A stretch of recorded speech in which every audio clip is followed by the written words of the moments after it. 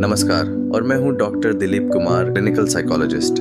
आज के इस वीडियो में मैं आपके साथ सोशल एंजाइटी डिसऑर्डर का एक real psychotherapy case scenario share करूंगा, जिसमें हम देखेंगे क्लाइंट की presenting problem, symptoms, clinical formulation और सेशंस के थ्रू स्ट्रक्चर्ड थेरेपी अप्रोच।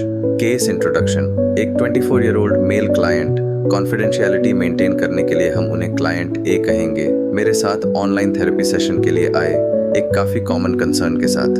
उन्होंने कहा, डॉक्टर मुझे पता है मैं केपेबल हूँ, लेकिन जब भी मुझे लोगों के सामने बोलना होता है मैं पैनिक कर जाता हूँ। मैं मीटिंग्स, प्रेजेंटेशंस और सोशल गैदरिंग्स अवॉइड करता हूँ। मुझे लगता है सब मुझे जज कर रहे हैं। क्लाइंट ए एक आईटी कंपनी में काम कर रहे थे। उनकी ओवरऑल वर्क परफॉर्मेंस ठीक थी, लेकिन वे रिपीटेडली प्रोफेशनल ग्रोथ अपॉर्चुनिटीज जैसे प्रमोशंस मिस कर रहे थे, क्योंकि वे टीम मीटिंग्स और ग्रुप डिस्कशंस में बोलने से अवॉइड करते थे। Clinical assessment and symptom profile.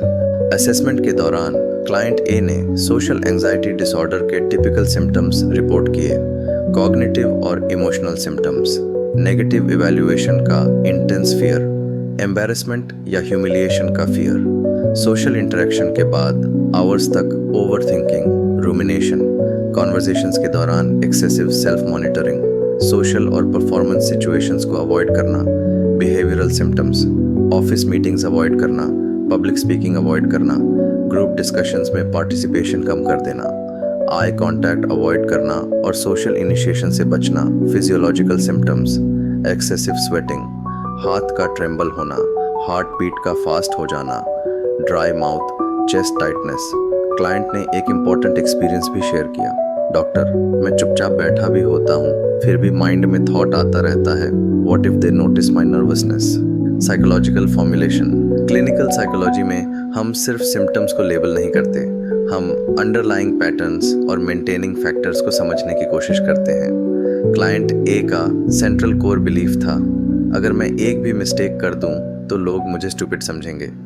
उनके कॉमन ऑटोमेटिक थॉट्स थे, they are laughing at me, मैं भूल जाऊंगा क्या बोलना है, मेरी वॉइस शेक करेगी, सब नोटिस कर लेंगे कि मैं एंग्शियस हूँ। इससे एक प्रेडिक्टेबल साइकिल बन गया, fear, avoidance, temporary relief, increased fear, बस reduced confidence. Therapy plan. Session wise approach sessions. 1 to 2 psychoeducation. Initial sessions में फोकस था साइको एजुकेशन और इंसाइट बिल्ड करना। मैंने क्लाइंट ए को एक्सप्लेन किया, आपका ब्रेन सोशल सिचुएशंस को डेंजरस समझकर रिएक्ट कर रहा है, लेकिन रियलिटी में यह एक फॉल्स अलार्म सिस्टम है। मैंने शाइनेस और सोशल एंजाइटी डिसऑर्डर का डिफरेंस भी क्लैरिफाई किया। शाइनेस में डिस्कम्फर्ट होता है, सोशल एंजाइटी डिसऑर्डर फंक्शनिंग को सिग्निफिकेंटली अफेक्ट करता है, अवॉइडेंस क्रिएट करता है और डिस्ट्रेस बढ़ाता है। Session 3 onwards.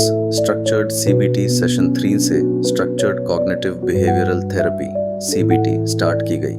मैंने सीबीटी मॉडल इंट्रोड्यूस किया, thoughts, feelings, behaviours. Client A को थॉट डायरी मेंटेन करने को कहा। Example entry. Situation, team meeting, automatic thought, they will जज me. Emotion, anxiety 9-10। Behaviour, silent रहा। आउटकम, टेम्पररी रिलीफ, लेकिन बाद में गिल्ट और सेल्फ क्रिटिसिज्म। Cognitive restructuring. जब पैटर्न्स आइडेंटिफाई हो गए तो कॉग्निटिव रिस्ट्रक्चरिंग स्टार्ट की गई।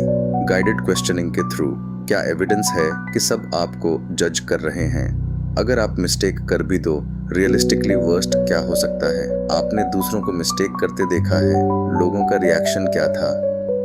ग्रेडेड एक्सपोजर की इंटरवेंशन। कॉग्निटिव वर्क के बाद हम थेरेपी के मोस्ट इंपॉर्टेंट फेज पर आए, ग्रेडेड एक्सपोजर, जो सोशल एंजाइटी डिसऑर्डर का कोर ट्रीटमेंट कंपोनेंट है। हमने एक एंजाइटी हायरार्की बनाई, कॉलीग्स को गुड मॉर्निंग बोलना, मीटिंग में एक क्वेश्चन पूछना, ग्रुप डिस्कशन में एक शॉर्ट कमेंट देना, 2 मिनट का अपडेट देना, फुल प्रेजेंटेशन डिलीवर करना। हमने स्मॉल स्टेप्स से स्टार्ट किया और ग्रेजुअली अपवर्ड प्रोग्रेस किया। इनिशियली क्लाइंट ए ने रेजिस्ट किया और कहा, डॉक्टर मैं नहीं कर पाऊंगा, मैं एम्बैरेस्ड हो जाऊंगा। मैंने रिस्पॉन्ड किया, कॉन्फिडेंस पहले नहीं आता, कॉन्फिडेंस प्रैक्टिस के बाद डेवलप होता है। बिहेवियरल एक्सपेरिमेंट्स का यूज भी किया गया ताकि कैटास्ट्रोफिक प्रेडिक्शंस को चैलेंज किया जा सके। एग्जाम्पल, क्लाइंट ए को इंटेंशनली बोलते समय एक छोटी सी मिस्टेक करने को कहा गया और ऑब्जर्व करने को कहा गया कि क्या होता है। क्लाइंट शॉक्ड थे क्योंकि उन्होंने रियलाइज किया कि लोग वैसे रिएक्ट नहीं करते जैसे उनका माइंड प्रेडिक्ट करता था। इससे फियर सिग्निफिकेंटली रिड्यूस हुआ और सेल्फ फोकस्ड अटेंशन भी कम हुआ। Communication and assertiveness. Training later sessions में फोकस था इंटरपर्सनल कॉन्फिडेंस और सोशल इफेक्टिवनेस बिल्ड करना। हमने प्रैक्टिस किया आई कांटेक्ट मेंटेन करना, वॉइस मॉड्यूलेशन, कॉन्वर्जेशन स्टार्ट करना, क्रिटिसिज्म हैंडल करना, असर्टिव कम्युनिकेशन, नो, पोलाइटली और कॉन्फिडेंटली बोलना। क्लाइंट ए के पास स्किल्स की कमी नहीं थी, problem fear based performance inhibition थी।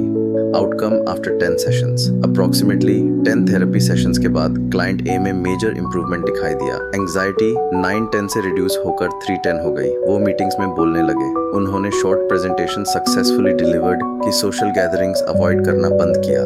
सेल्फ कॉन्फिडेंस काफी इंप्रूव हुआ। क्लाइंट ने एक मीनिंगफुल लाइन बोली, डॉक्टर मैं ओवरनाइट चेंज नहीं हुआ, लेकिन मैंने फियर से भागना बंद कर दिया।